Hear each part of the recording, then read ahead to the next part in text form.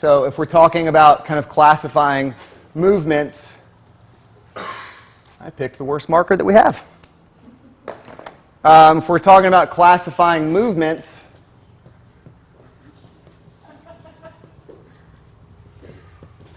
for driving adaptation, then it helps to understand this continuum. So again, it bears mentioning that at this gym, we use performance type movements for a lot of our adaptation. So if we're talking about absolute strength movements, we're talking about, what do we say? Back squat. We're talking about deadlift. What else?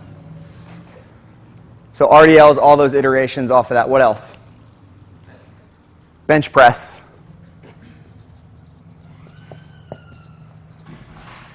What else? Lunges. Who said that? Yep, absolutely.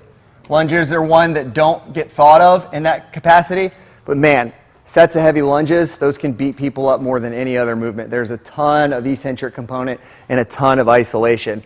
I would almost like highlight those as the main one to be aware of in your monthly programming. And so strength speed would be weightlifting. So, we're talking cleans, jerks as kind of the primary form of movements in that realm. So again, there's many other types of movements that fall into this category. But typically we're talking about moving something very quickly and powerfully with not much of an eccentric component. And over here we're talking about moving something real heavy and real slow with much more of an eccentric component. By and large, but that's generally the grouping of those movements. Speed strength, we can talk about like kettlebell swings. We can talk about like box jumps, broad jumps. And this would be like sprinting, maybe med ball slams. So not as much load in this, but a lot of application of power with that. And so the reason that we kind of stay over here is this typically tends to be the two main barbell lifts that drive the adaptation for us and where a lot of our goal setting takes place. Barbells allow us to reveal a lot of mobility restrictions. So it's just a really good tool for us to center our program because it reveals a lot about the individual. So encircling now all this back over here, we're focusing in on goals. We're keeping the balance aspect between these two things, and we're putting ourselves in a position, really wish this was on the same board, to prioritize longevity.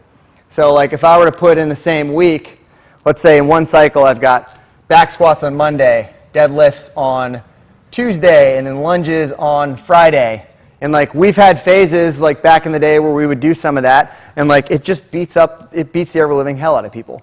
So we want to give people a chance to recover, a chance to get better, not on a body that's constantly borderlining in a state of distress rather than positive eustress.